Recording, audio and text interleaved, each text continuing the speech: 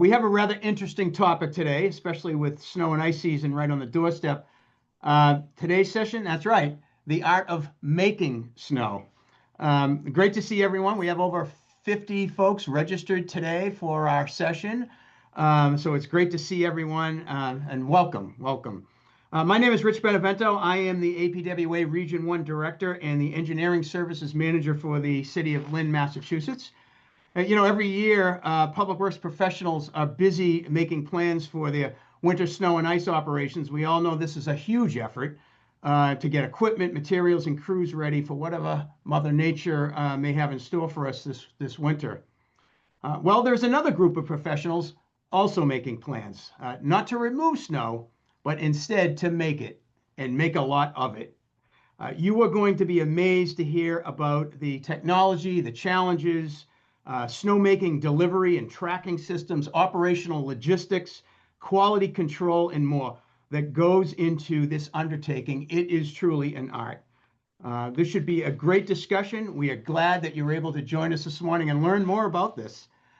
Just a couple of things before we get started. First, many thanks to our Public Works Awareness Committee and our Education Committee. These two groups are working hard to bring important topics to our members and to bring speakers to our panels that you may not necessarily have access to. It's a great group doing great work to support public works. Also, a big shout out to our program producer, Regina Hackett. She does an amazing job organizing the communications, the logistics, and technology for our New England Chapter Connects program, as she has been doing for nearly 6 years since we started. So we want to give Regina a big shout out and thank you so much, Regina, for all you do. We really appreciate your hard work on this. And of course, let's not forget our New England chapter sponsors. Without the support of our sponsors, we could not bring all of the valuable programs and events to our members in the public works community. Our sponsors continue to step up to support the New England chapter and our public works community. So thank you to our New England chapter sponsors. The New England Chapter Connects program was originally created back nearly 6 years ago during COVID to keep us all connected. It has since become a popular New England Chapter program series, and we're very, very proud that it has continued and continues to get more and more people tuning in. Today's session will wrap up our 2025 New England Chapter Connects season, but we are already lining up some great topics starting in 2026 with our first session scheduled for March 26th. So be sure to mark your calendars, and you can see that QR code there if you're looking for any topics that you'd like us to consider. Certainly click on the QR code and let us know. And remember, all of the New England Chapter Connect sessions are recorded, so if you or your staff or your crews miss any of our topics, you can watch them anytime by logging onto the chapter website at newengland.apwa.org. And lastly, if you're not an APWA member and would like to be, or you'd like more information on upcoming New England Chapter Connect sessions or any of our other programs, or if you're interested in becoming a sponsor, all of this information can be found on the New England Chapter website at newengland.apwa.org. Okay, so let's get going. It is with great pleasure to introduce our distinguished speakers this morning. First, we have Brian Norton. Brian is the president and general manager of Loon Mountain Resort in Lincoln, New Hampshire, where he brings over 2 decades of experience in the snow sports industry.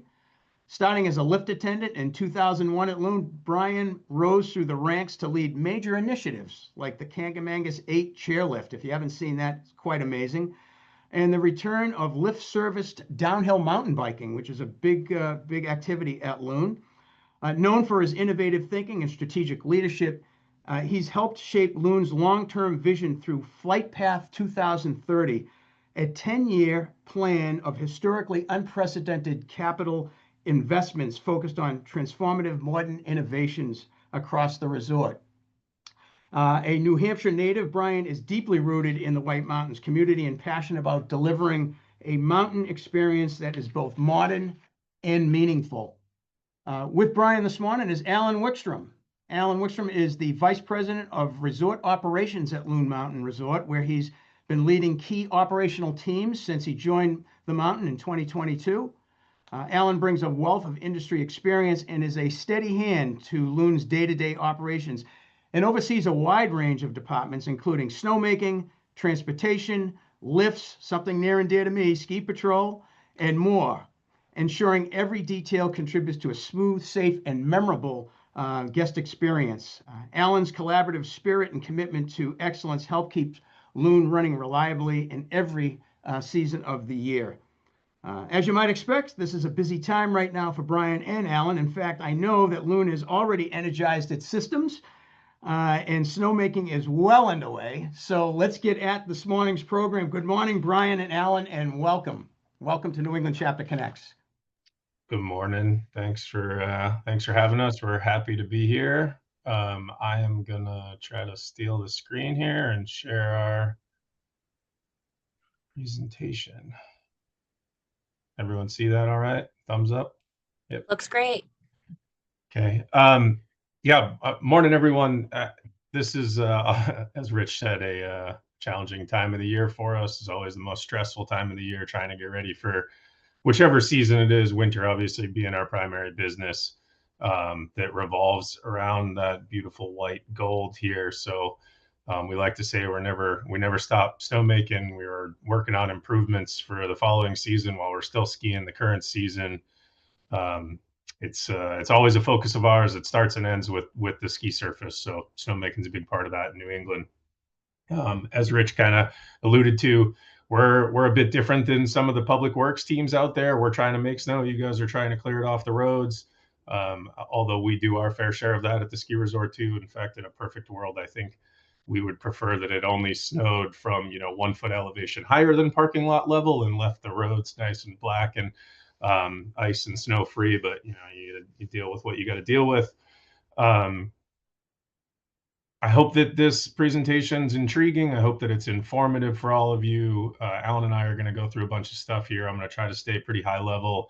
Alan will speak a little bit to the technical details, and then hopefully we can have some Q&A. I think I'd rather go through Q&A than just be talking at people. I think Alan probably feels the same. So without further ado, let's just jump into it here.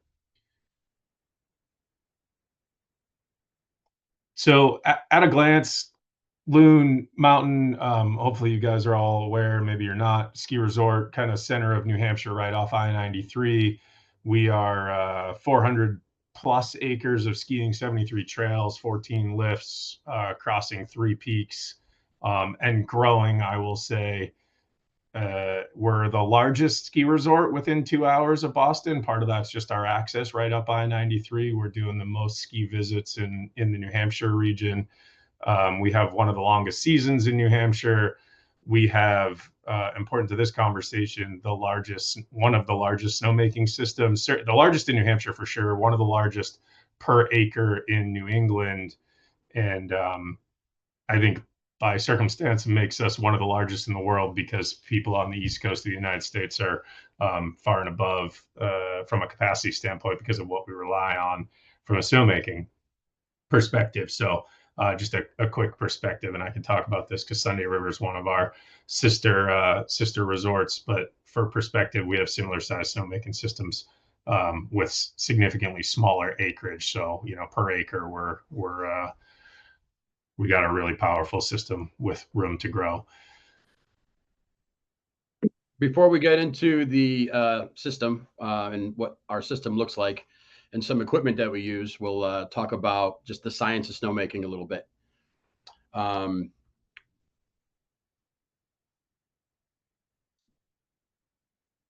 So what snowmaking basically is a mixture of air and water, and it doesn't make a snowflake. It makes a pellet or a particle. And the drier that particle is, the more the drier the snow, the less the particles will bond.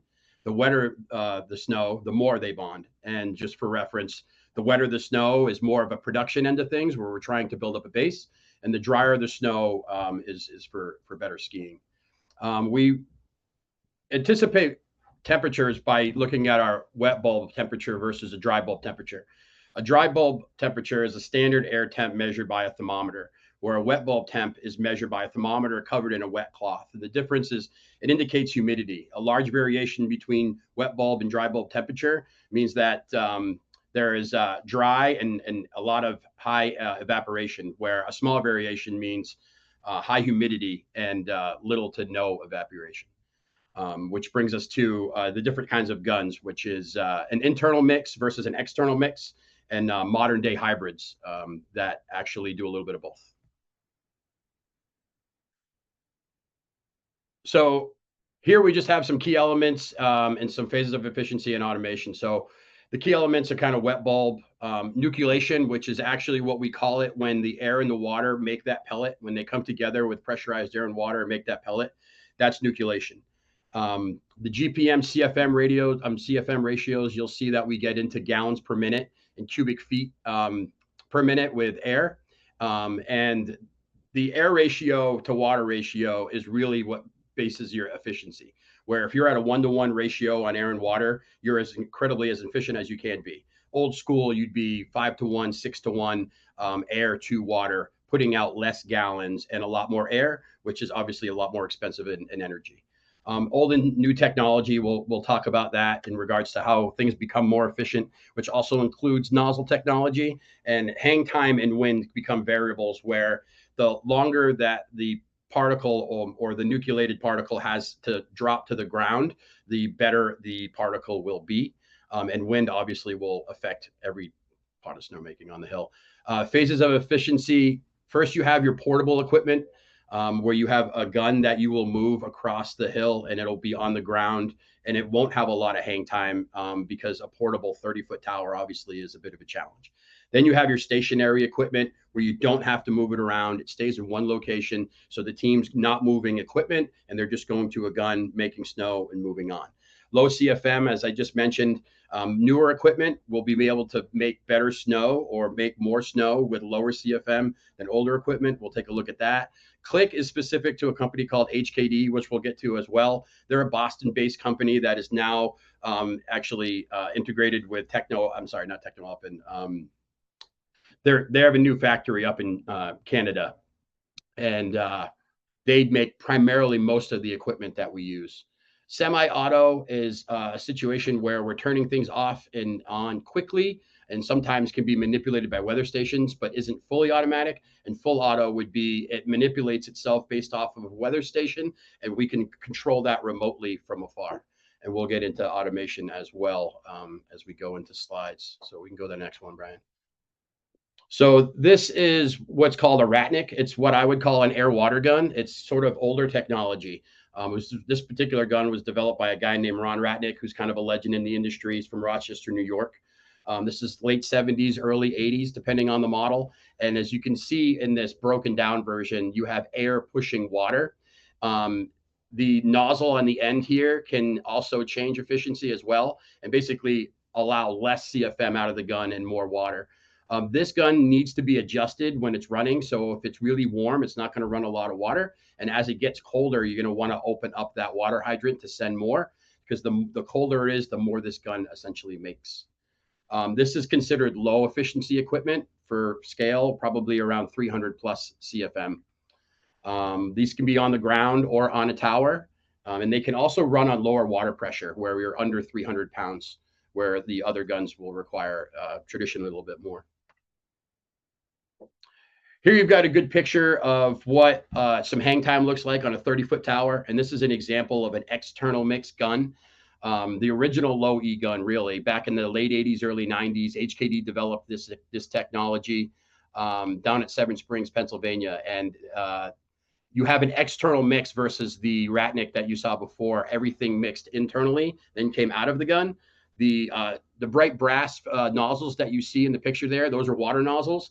And then there's actually just holes that are above that are pushing out air. So where that air and that water are mixing outside of the gun, and they're relying a little bit on free fall in order for that particle to nucleate better as it heads to the ground. This is considered sort of older technology compared to what we're dealing with today, but not as old as the air water guns I just showed you previously. Here we are looking at a few things. The picture on your left is a water hydrant. That's what's off our pipelines, and this is a manual setup, which means that we're setting up hose and we're connecting hose from the hydrant to the gun, and we're opening that up manually with that T-handle. The other picture in the middle here is a valve block, and that valve block is at the base of the gun, and in this particular case, you have air on the top, water on the bottom. In the newer versions, it's color coded, as you can see here, and you're going to see levers on both sides. What that's going to do is that's going to allow you to manipulate more flow through the gun. This is a 4-stage setup: one valve on, the other, then the valve off, the other valve on, or that valve off. And then the way that it is right now are both valves on. The 2 holes beneath it are drains. So when you shut off one valve, the water doesn't stay in the gun, it drains out, because everything that sits still or stagnant that's not buried in this game will freeze. The orange head, as I would call it, the gun head on your right, primarily on 30-foot to 20-foot to 10-foot towers, all both portable and stationary. This is the newest form and the newest technology we have out there. When I first started making snow, those Ratniks were put out on the hill, and they would run from 28 wet bulb to 25. And then we'd switch to the external mix gun that we saw in the previous slide. And in 2007, 8, somewhere around there, this Impulse, I'm sorry, it was actually SV10, HKD SV10 came out. It was fixed flow air, fixed flow water. But as you can see, these always, the nucleators, they're actually mixing air and water inside that head. And then it's coming out, and you also have bulk water nozzles coming out as well. So it's actually a combination of external mix and internal mix. And that changed the game a little bit, because like I said before, we used to have ground guns with high CFM. We'd get down to 25 or below wet bulb, and we'd switch. Now at 28 wet bulb, we can start these guns. And then later on, the SV10 came out with the Impulse, which has a shuttle valve in it that will manipulate air pressure based on water flow. So when you throw one of the valves on the valve block in the middle, it'll actually interrupt airflow to the gun when it's colder out, so you can use less air and be more efficient with making snow.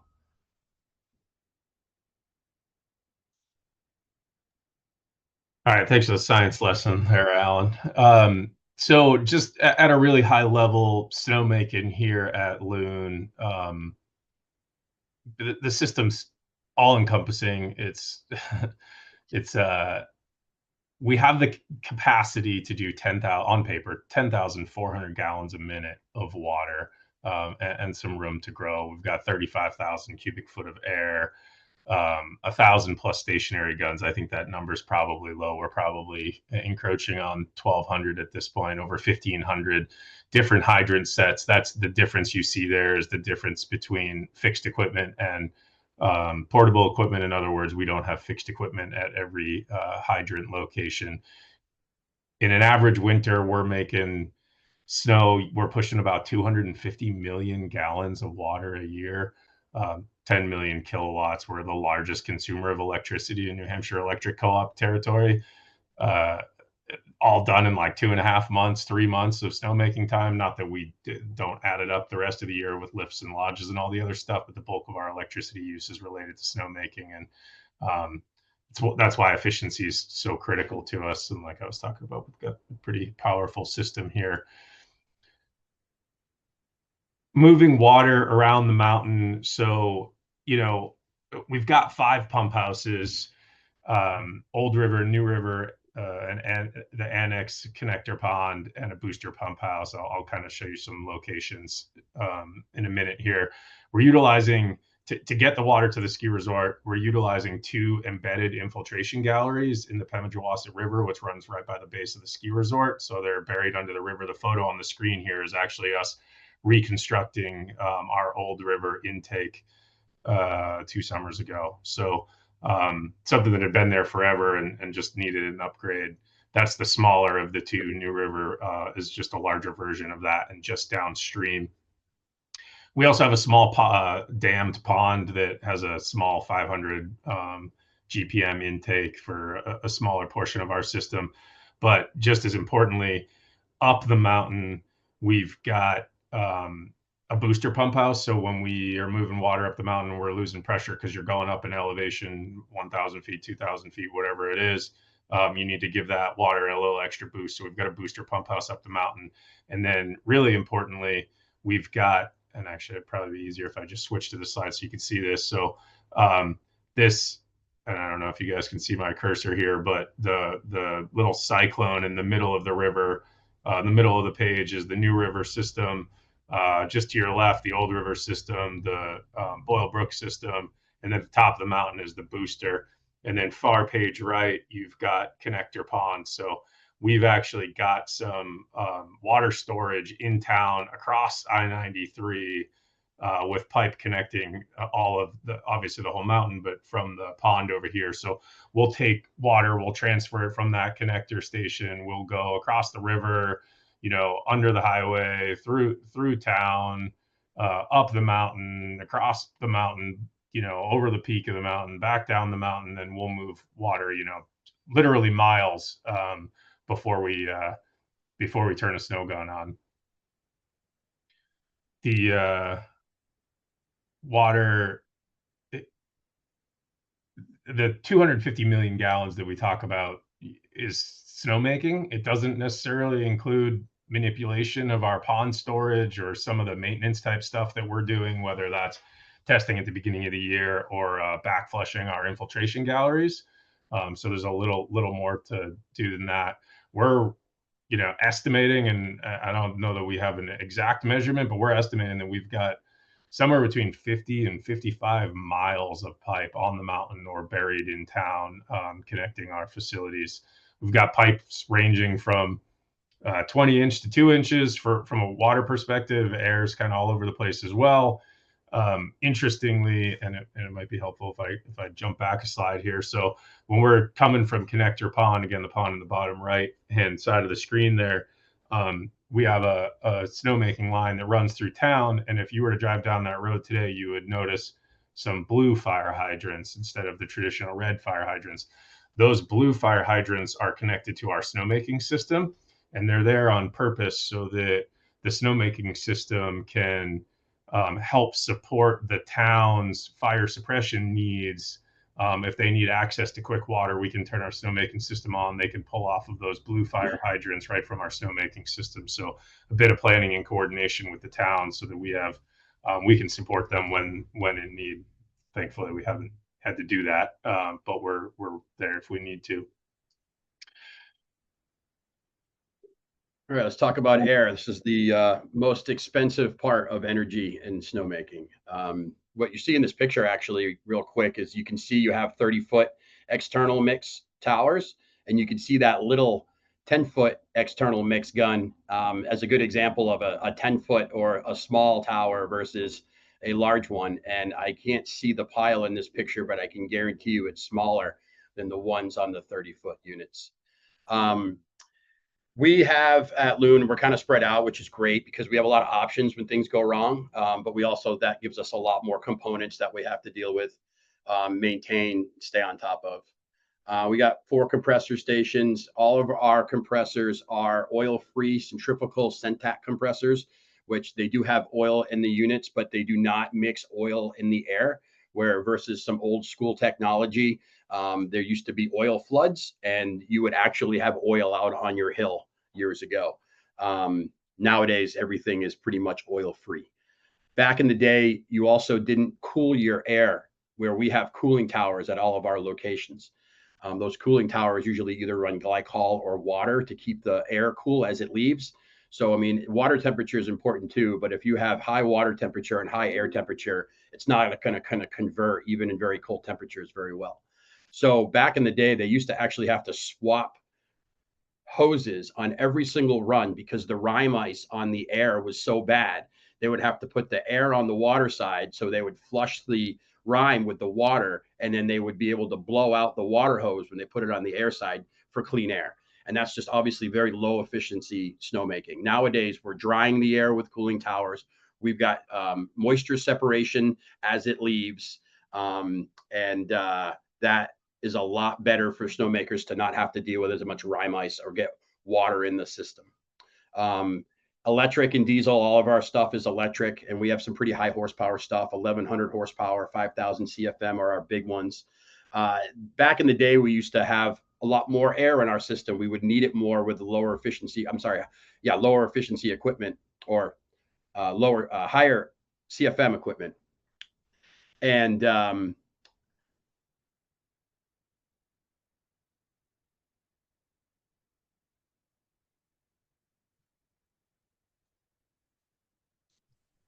Did we lose him? I don't know. Looks that way.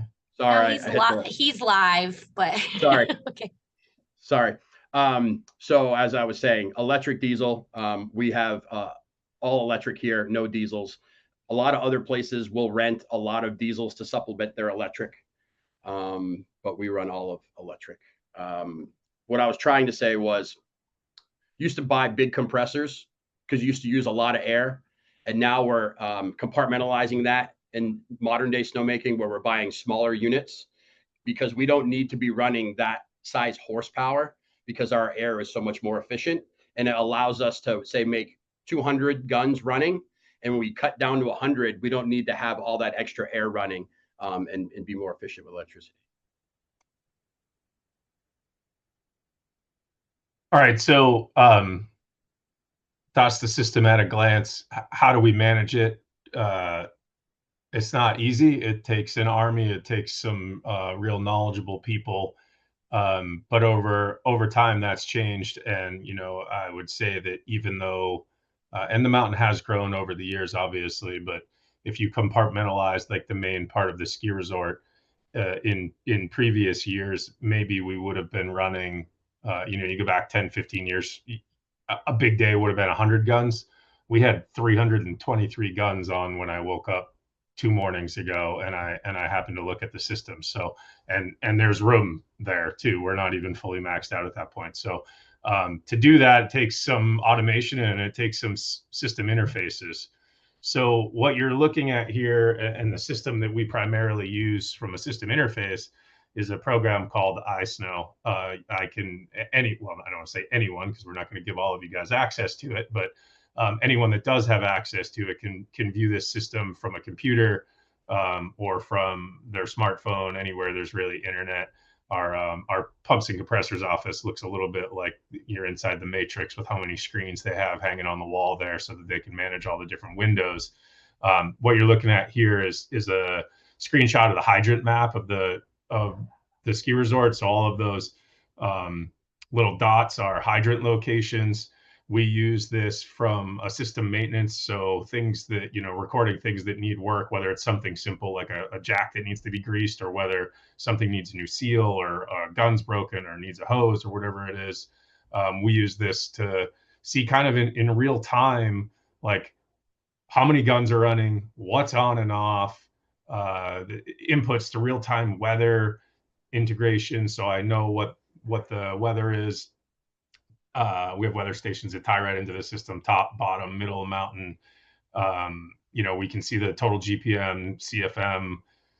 You can see on the left there all the different tabs of the system for all the different pump stations and air plants. So this is actually our biggest pump house interface on iSnow. All of these pumps that you see here from 11 to 15, I'll note that they're 1,600 gallons per minute each one, and they're 1,250 horsepower. They are the biggest pumps that I have heard of within the industry. But everything down there is 4160. So a lot of stuff, as many of you may know, runs off of variable frequency drives, or VFDs. Because they're 4160 and VFDs are a bit more cost prohibitive, we run on Fisher valves or auto valves down here to regulate these manifolds with pressure to the hill. We run about 900 to 1,000 pounds out of this pump house, depending on where we're making snow. I didn't mention it earlier, but those tower guns really want to see around 400 pounds, and the air water guns can run 300 or less.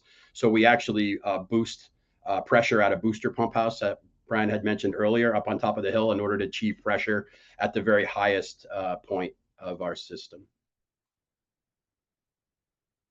This is an example of an interface for our air plant, which, like I said, is in multiple locations. Like I said, we have 1,100 horsepower, which are pretty big.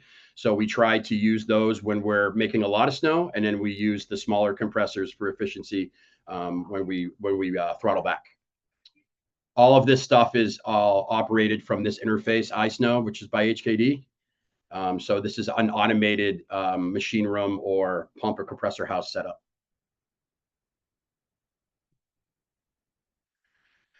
This is a more modern technology for manual use. So what we're looking here is an HKD product called the Click.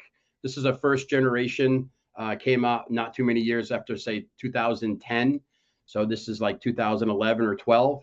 And what this allows us to do is it allows a snowmaker to walk up to that hydrant and just turn it on to one stage, and the air and the water activates to the back of the gun and up the tower and out. And it replaces the valve block at the bottom that you normally would use to manipulate the water flow. And it's all done on that Click hydrant. So before you had to drag hoses, and still in many cases need to drag hoses to a location, set up, hook up the hose, unhook up the hose, blow them out when you're done with them so the water doesn't freeze being left in the hose.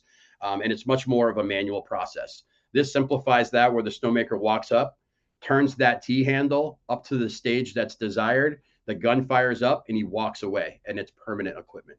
So quite efficient in time compared to the old school method.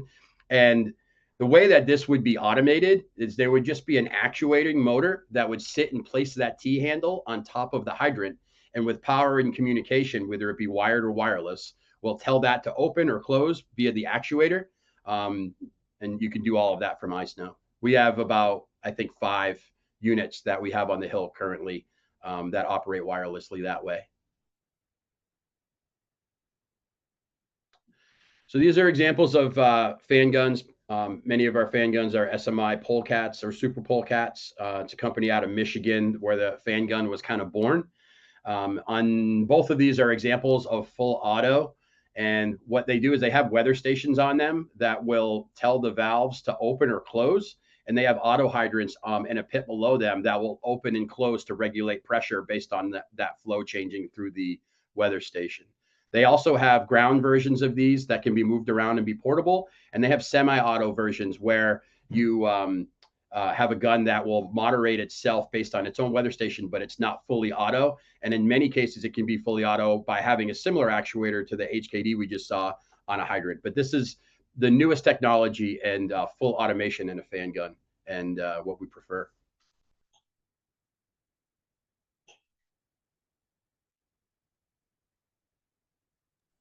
To kind of wrap this up and come full picture here, just because before we get into question and answers, because it's just one of the questions that I get faced with the most is, what are the environmental challenges that we face, whether that's, talks of global warming and how you're able to make snow, warmer temperatures, or whether that's just general environmental concerns that we have. So a lot of what we're doing, and I would say that the ski industry in general is doing, is trying to be as efficient as they can with the systems. And that's through semi-automation, that's through system integration, that's through full automation in some cases. We experience much smaller or much more variable weather windows. So when Alan's talking about a Click hydrant and the snowmaker literally being able to turn on a trail as fast as they can walk up and down it, just because they, with a flick of their wrist, they can turn a hydrant on. We can get to full capacity in it. Let's say we get a short 12-hour window, we can get significantly more trails fired up in that 12-hour window than we ever could before, because it's so fast to turn on. So we're trying to be more efficient, take advantage of the shorter weather windows that we're seeing. We also have better technology that's going to operate in higher wet bulb temperatures. So before we had real high production at, let's say, 20 degrees, now we can get some real high production at 23, 24 degrees wet bulb. Whereas, before it was just a challenge to make any sort of quality or quantity snow at those higher temperatures. On that note, we're also, it's New England, you guys know what we experience here, and there's, variable weather throughout the season. So it's not always just about getting snowmaking done and moving on, or opening a ski trail or opening a ski resort. It's not unheard of. In fact, it happens all the time that we have to go back and make more snow on the ski trails. Maybe that's because there was a thaw cycle that, you needed to go back and make more snow because you didn't make enough in the first place. Maybe it was rain. Maybe it was just it froze so hard that we wanted to make some additional snow after the fact to improve the ski surface, because we haven't got any natural snow in a while. So all of the technology and automation allow us to be able to quickly go back to some of these places, turn a trail on for 2-3 hours and turn it off real quickly to improve the ski surface and move on. We can we refer to as resurfacing, but we can resurface, probably a third of the ski resort in 72 hours, and that's pretty incredible. Not a lot of places can say that they can do that. Water is probably the biggest thing that we get a lot of questions about in today's environment, specifically with the drought that's going on in New England and New Hampshire more specifically. Obviously, it's been raining a lot and snowing here, thankfully, the last week or so. So less of a concern than maybe midsummer. Of course, we're not making snow in midsummer. So I met with the folks at New Hampshire Department of Environmental Services, as well as the Ski New Hampshire group last week, or 2 weeks ago, just to try to talk to them about like, what's the best path forward with the ski industry? How do we manage some of these things? How do we prepare for the future from a water resource? We're really fortunate that we have this beautiful river at the bottom and that we have this permitting that allows us to take really unlimited water from the river as long as the water is at a certain flow. And then we have this incredible pond resource of 63 million gallons in town that we can kind of stage water in and for the times that the river isn't available to us. So there's a lot of things and most ski resorts have some sort of storage capacity or capacity to tie into a municipal water system or something on the mountain that they're doing to kind of mitigate that. So it's kind of like a wide approach that's not just Cranmore is a good example. They will actually tie into the town's water system when they need more water. So thinking holistically about the watershed and the town and where they're getting their water from is something that we're all kind of thinking about as we move forward. I think that's if I could just change the slide, there we go. I think that's about it. So, again, we tried to roll through that pretty quickly. I'm sure that's a lot of information, especially for those of you that are unfamiliar with snowmaking. I hope we have some questions. I don't know if the team was going to look at questions in the comments. I think there was a few questions that popped up in advance that maybe we can kick off with. But Alan and I we're happy to share. We're happy to answer any questions that you guys may have. Actually, Brian and Alan, thanks very much. By the way, that was pretty incredible. We do have Brian, you can take down your slide so we're, you can see the whole audience now. Happy to. We did have a couple of questions. We have one from Erica Guidaboni, and you kind of answered this a little bit, but have the drought conditions of the summer had an impact on water resource of snowmaking this season? And I think storage was a big part of that, but you want to expand on that a little bit? Yeah, just to detail a little more about our situation. Obviously, the river's there. 89 CFS is what we need to be able to pull from the river.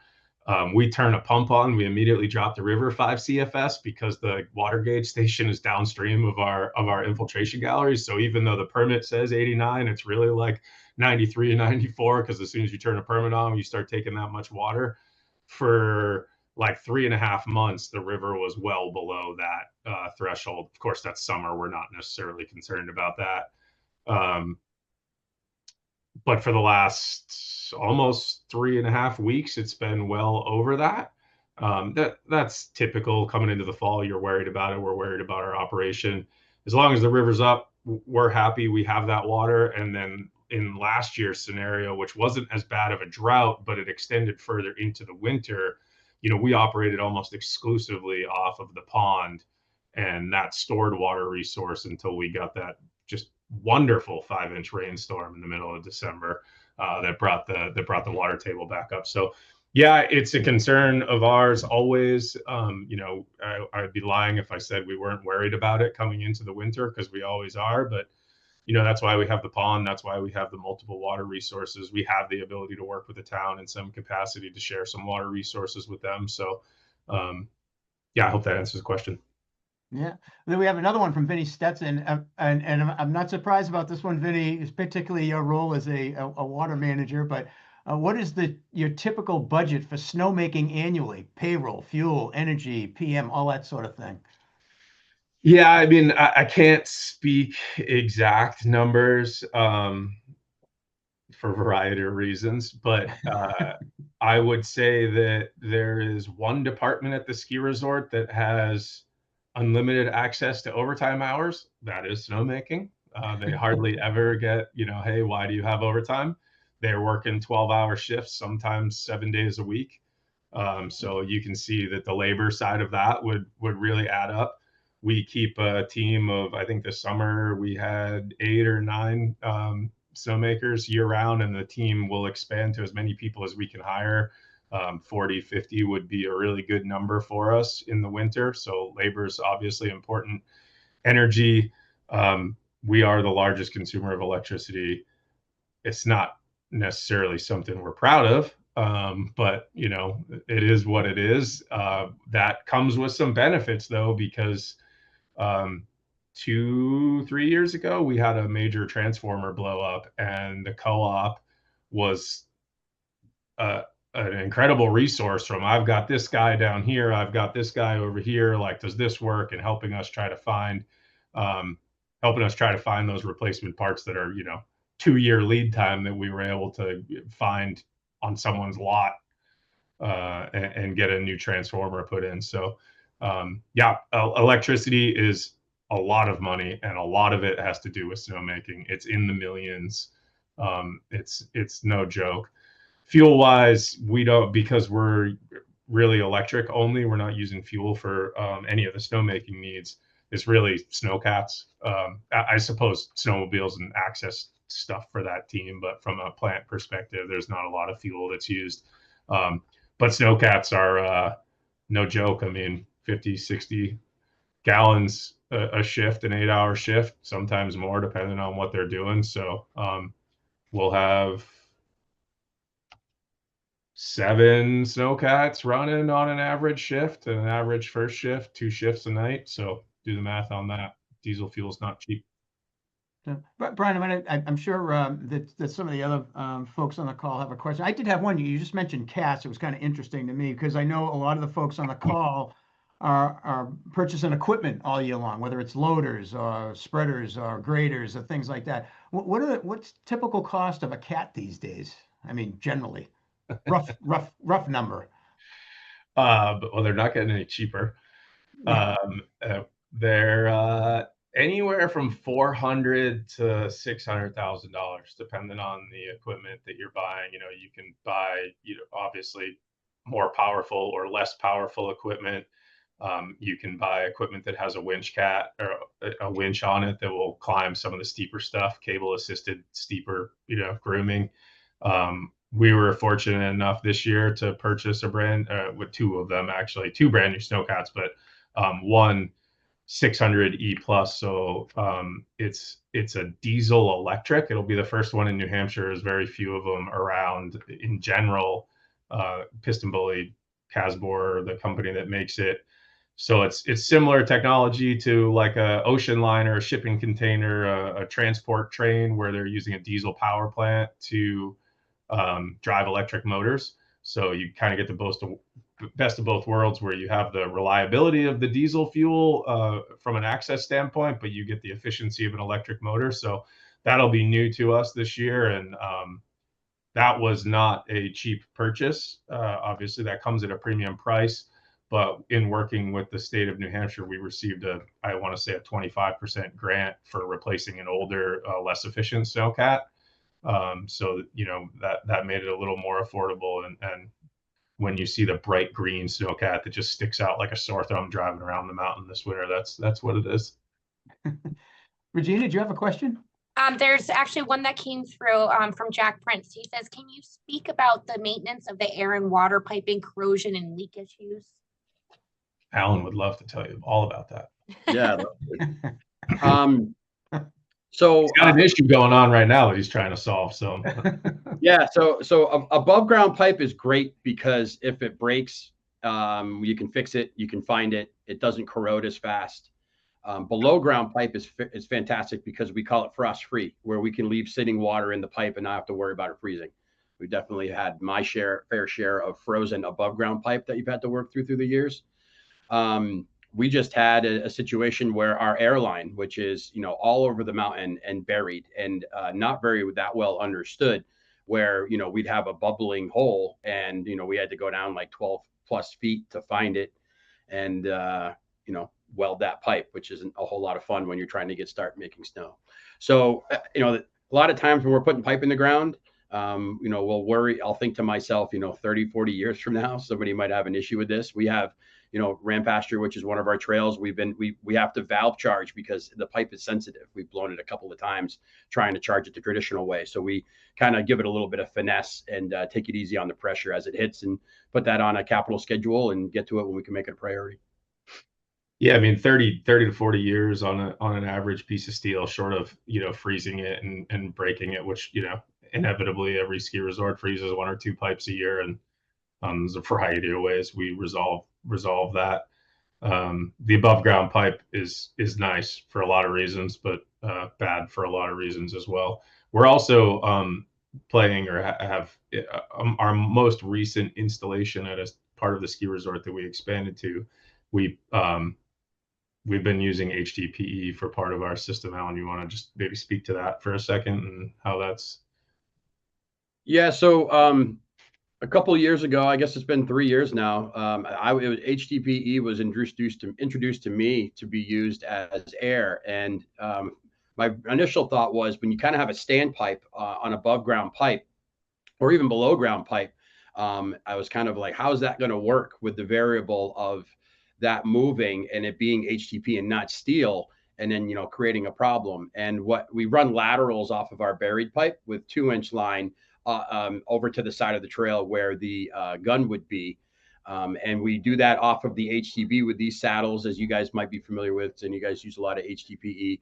And as long as you install it correctly, we really haven't had an issue. One of our sister resorts up at Sugarloaf, they actually went ahead and in a pinch used it for an above ground installation as well, with some laterals off of it, and they've been doing okay with that as well. And obviously the plus to having HDPE is pennies on the dollar in comparison to steel.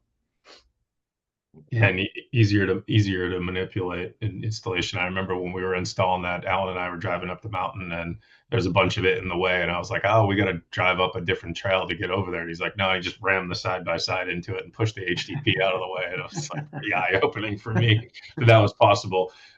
In short, it's a very capital intensive environment running a ski resort. There's a reason why everything is so expensive at a ski resort. It's because it's just so capital intensive, and that's all the infrastructure, lifts, trails, whatever. But like every year we're replacing pipe or doing some sort of project, whether that's expansionary or moving something. Like this summer we did a bunch of work in our booster pump house. We added a new feed line up to North Peak. New valve houses that were installed. There's always something that's, how can the system be better? How can it be more flexible? And a lot of that's driven by, and that's been there for 30 years. So it's time to go, or time to do something different. So very capital intensive. So in terms of efficiency, Brian and Alan, how much do you lose that doesn't get to the trail? Like if it's particularly like in a windy condition, that sort of thing. What's the efficiency? I mean, are we getting 25% in the woods and 75% on the trail? And obviously it's with the direction of the guns and that sort of thing. But is there, do you try and achieve a certain amount of efficiency relative to how much is actually hitting the trail? And I'm sure Alan will chime in too, but I'll kick it off here. In a perfect world, 60 years ago when the ski resort was built, we would have had all the excess water draining back to the same place and we would have recaptured it. That doesn't happen. It goes into brooks, it bleeds out of valve houses, it runs out of the dead ends. So there's always some loss at the end of a line because you've got to keep the water flowing so it doesn't freeze. In terms of snowmaking, yeah, I mean, we get caught every year, unfortunately, by a wrong direction wind where you're just, throwing a potato chip into the wind, really, and it just ends up where you don't want it to. So I joke sometimes that we're making snow at Waterville when the wind's blowing the wrong direction. So yeah, I wouldn't say there's a set, we lose 25% of it. I would give you this interesting statistic that last year when we were in the situation that we were in with the river being so low and not being able to pull from the water or from the river, we're pumping all the way from the town. We had done a rough calculation early season. We're being aggressive. We're looking at forecasts. We're trying to understand, like, is it going to get cold enough to make snow? If it is, we want to, take advantage of every minute. So we got to start pumping water 3, 4, 5, 6, 7 hours in advance of that. So we start pumping water from Connector Pond, under the highway, down Connector Road, under the main street, across the river, all the way up the mountain. And then it doesn't get cold enough. And then what do we do with all that water? It just bleeds back out into the river. That's 500,000 gallons of water we moved and didn't use an inch of it. So yeah, there's always waste. Just trying to minimize that. And to speak to that further, it's not just wind. It's what are you doing with the application and the variables in play. I compare a lot of decisions to baseball where it's, who's on first, is there a lefty up? Is the pitcher lefty or righty? What inning is it, et cetera. And it's similar where, like I said earlier, if we're trying to make wet base snow, we'll push things a little bit more and we'll maybe make things a little bit wetter. If we're trying to ski on it, maybe we'll make it a little bit drier. So you can be inefficient depending on if you're not sure what you're trying to do with the equipment as well. And as far as wind goes and efficiency, the only other addition would be wind doesn't cause the snow to kind of not lay on the trail and be inefficient that way. It also creates a headache with the nozzles plugging up. And when they start to plug it, obviously you can imagine that the process is going to freeze back down towards the gun if it's not attended to. So constant maintenance in those conditions will improve efficiency and keep you from problems. So go ahead, Virginia, you got one? I just never been skiing, so I have to ask this question.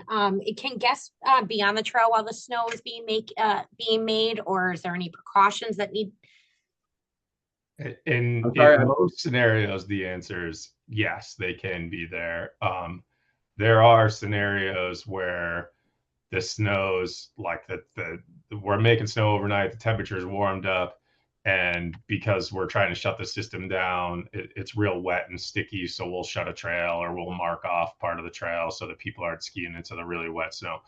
But generally speaking, yes, they can. And one of the most underrated benefits of the difference between that Ratnik hydrant that Alan showed, or that Ratnik gun that Alan showed you versus that new Impulse gun, is that Ratnik gun is just screaming at you. It is loud, loud, loud.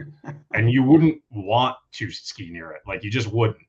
And now, under optimal conditions, we're making snow with one of those 30-foot Impulse towers. Like, it's almost like a powder day, and people seek that out. So it's quieter, and the snow is so good that some people that are wise enough are like, "Ooh, I'm gonna get." It's like free refills. I'm gonna get free refills every run. So we're getting a lot of thumbs up on that one, Brian. Yeah. A lot of thumbs up.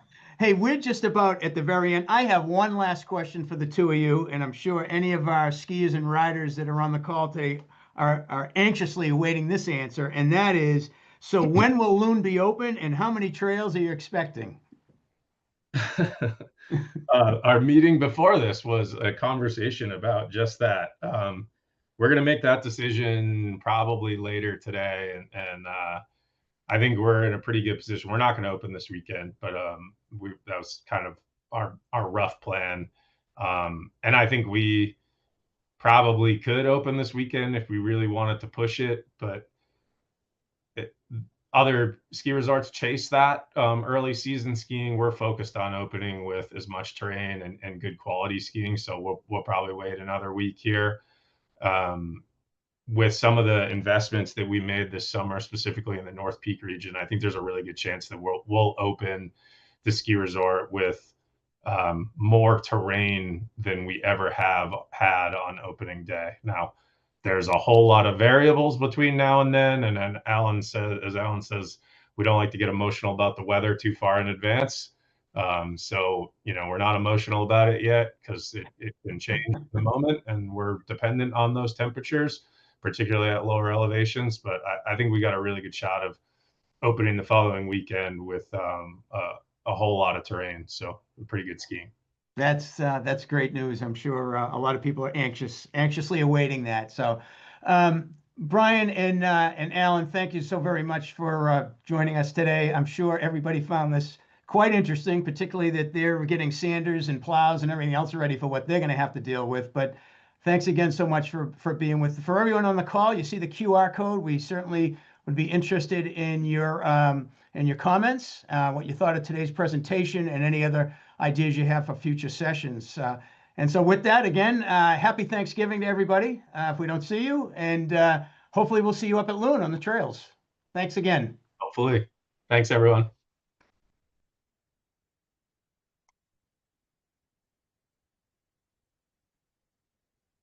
We have a rather interesting topic today, especially with snow and ice season right on the doorstep. Today's session, that's right, the art of making snow. Great to see everyone. We have over 50 folks registered today.